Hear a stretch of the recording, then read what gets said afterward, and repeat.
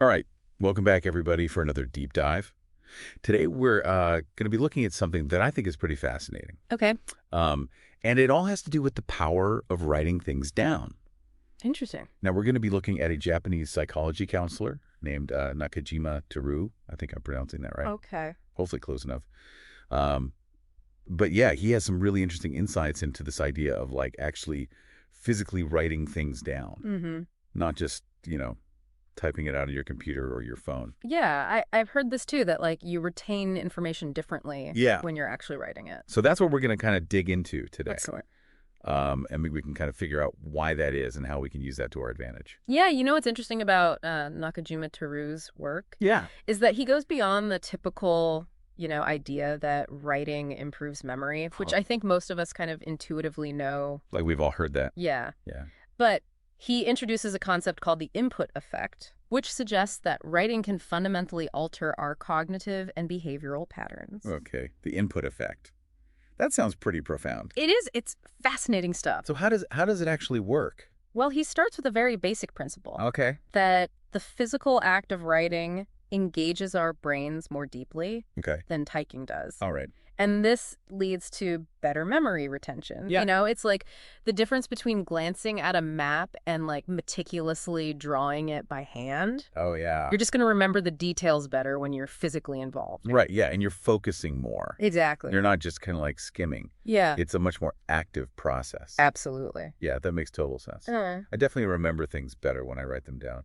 But, it seems like Nakajima Teru is suggesting that there's more to it than just like, okay, you'll remember your grocery list better if you write it. Absolutely. He's saying there's something deeper going on. Yeah. And this is where things get really fascinating. He argues that writing can actually influence our subconscious Wow. and shape our future behavior. Okay, hold on. So you're saying that like what I write down today can actually like change how I act. He's saying it's possible, and he highlights this through a fascinating concept called the priming effect. Okay, the priming effect. This is where it starts to get really interesting. All right. This is where I really started digging into his work. So tell me about this priming effect. So to illustrate this, he cites a study Okay. where researchers showed one group of participants words related to speed, like cheetah, race car, things like that, Okay. while another group saw words completely unrelated to speed. Got it. And later, when they were asked to just name a fast animal, Uh-huh. the first group, the ones that saw those words related to speed, Right.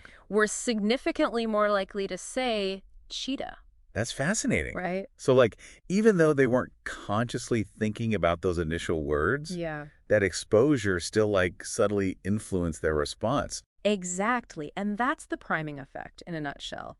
That even unconscious input can have a powerful effect on our thinking. Wow. And he connects this back to our daily lives. Okay. Think about the constant barrage of negative news Yeah. that we're exposed to these days. That we're all just swimming in it Exactly. Could this actually be priming us? for negativity. Yeah, for more negative outlook thanks to this priming effect. That's a little unsettling. It is a bit, isn't it? Like, are we just doomed to be shaped by every piece of information we encounter? Well, not necessarily. Okay. Nakajima Teru argues that we can use this priming effect to our advantage. Okay. How? Instead of passively absorbing whatever's coming our way, Mm-hmm. we can actively choose what we focus on, Okay. what we input into our minds. So it's not just about writing things down. It's about being intentional about what we write. Exactly, you're getting it. It's about shaping our mental landscape. That's pretty powerful. It is. So give me an example. Like how could I use this? Well, imagine writing down 3 things Mhm. you're grateful for each day. Mm-hmm. Over time, this could actually train your brain to focus on the positive aspects of life Oh. and prime you for a more optimistic outlook.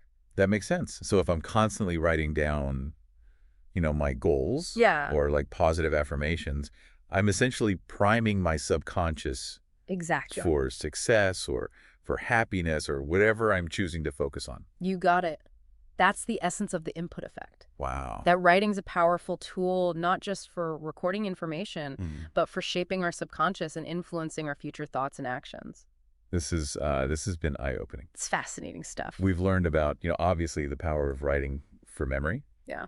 But also, the surprising impact it can have on our subconscious through the priming effect. Mm-hmm. And then kind of most importantly, how we can use this to our advantage. Absolutely. It's a powerful concept. And, I encourage everyone to consider how they can use writing to shape their own mental landscape. That's a great takeaway. But here's a thought-provoking question for you to ponder as we end today. Okay. Um, Nakajima Teru didn't really specify what we should write down. That's true. So could the act of writing down negative thoughts actually make us more negative? Hmm. Something to think about and maybe even experiment with in your own writing. Yeah, I like that. Thanks for joining us on this deep dive. We'll see you next time.